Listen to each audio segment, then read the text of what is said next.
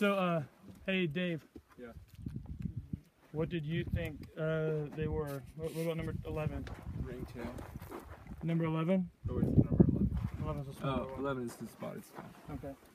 So, Dave, and why did you want to explain some of that? So, spotted skunks, they're like the size of a wood rat pretty much, and they do have, you know, the front track is in there with a little slightly longer claws. They have kind of a classic skunk fore with a low inside toe on the hind, and they have a very segmented palm pad, and they bound a lot. Hey, Price, can you Yeah. Can you just read through some of the different answers? So we have spotted skunk. What were some other things people called it? We had ground squirrels, Okay. antelope squirrels. We had a few different ground squirrels. Okay. And then a wood rat and Where the heck is the spotted skunk in here? No, I thought it'd be like that. There's a pygmy skunk.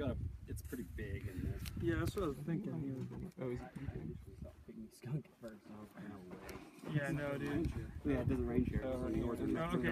All right, so actually, I'm going to show you the pygmy skunk because it looks a lot. Well, we can go off that one. Can I borrow this real quick? So one of the things that helps differentiate this from a ground squirrel or something is this hind foot. You get these 4 toes that are pretty close up together, and then the thumb that's dropped down. Right, so if you look down there, you'll see that it's kind of like this. Whereas on the ground, on a lot of the squirrels, it's you know, there's the hind foot. These 3 toes are much more in line, and these toes are kind of sticking out a little bit more.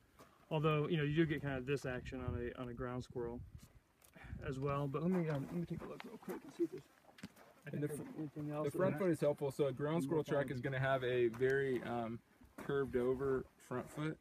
That's going to be narrower than it is, you know, longer than it and narrower. Oops, like this right here. And it's going to have longer claws, but you know, so the claws isn't really that helpful. But those digging animals like that, they have these like weird, like scooping feet, you know.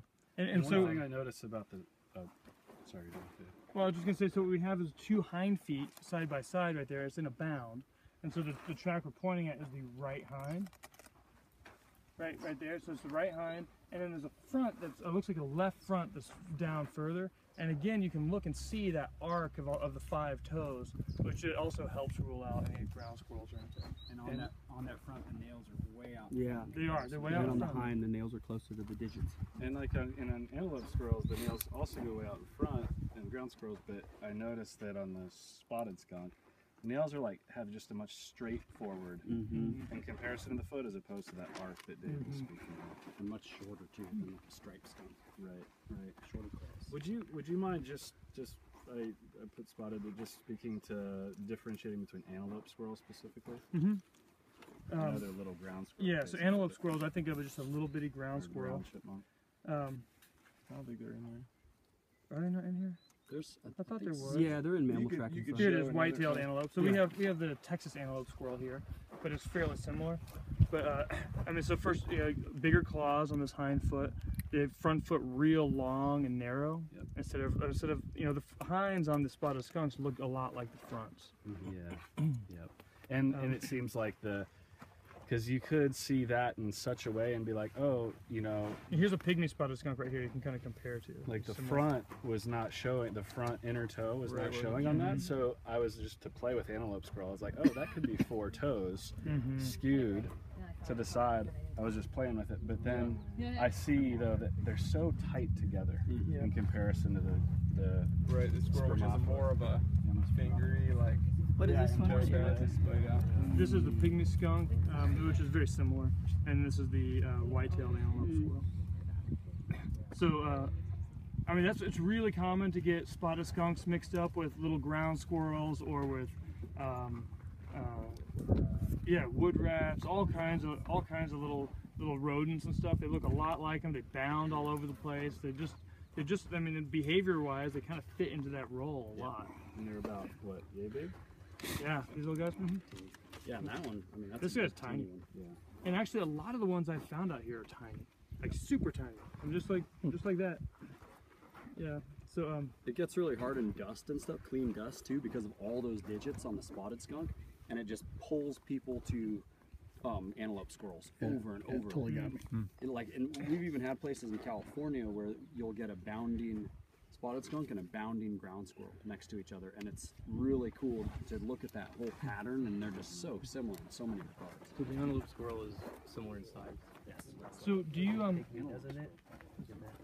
if you It look all depends on the individual. if you're looking just at bound patterns, I mean in general, like on antelope squirrels, you probably get much more stretched out bound patterns, right? With the two fronts and the two highs. When you versus- get those little tiny guys running around, That's I mean, true. it's literally You get little side short by bodies. side, they are almost identical. Interesting. Yep. And like this guy's small, you could get a ground squirrel bigger than him, but then it can be the reverse. So if there's all this interplay, it really is one of those And things. these are tricky too because the proximal pads aren't showing. Exactly.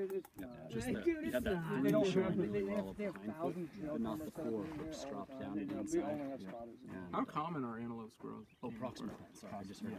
I've seen them around here. We found a jaw. So, Yeah. have you, like in this habitat or more down by the river? No, I found them more It's just like you would get on the road down from Alpine. Remember that watering hole I sent you to that one time? Aquafria Road. Yeah. Back out there, I've seen antelope. I've just never seen a tracks in the There park. is. Yeah, no, They're still bulkier and more broad. I've seen them. I've just seen them. I've never seen their tracks out here. What's that bridge on the way in? We found bone or jaw yesterday. You think there are? I've just seen them. I've seen them run across the road, and they look like little chipmunks. They hold their tail up above their body Yeah. and just shoot across the road. Yeah, saw one just the other day. I think so. First thing you see. Okay, guys. So the other one. What was the other one? Ringtail. Ringtail. There's a ringtail. Pretty sick little spot of mud right there, huh? Yeah. So okay. So we had. Do people want to talk about the ringtail? You know, did anyone say anything else that they weren't sure about? Going once.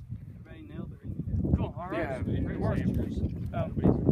Yeah, that big giant pad. It's hard to mistake anything. Okay, so then what about 10. this?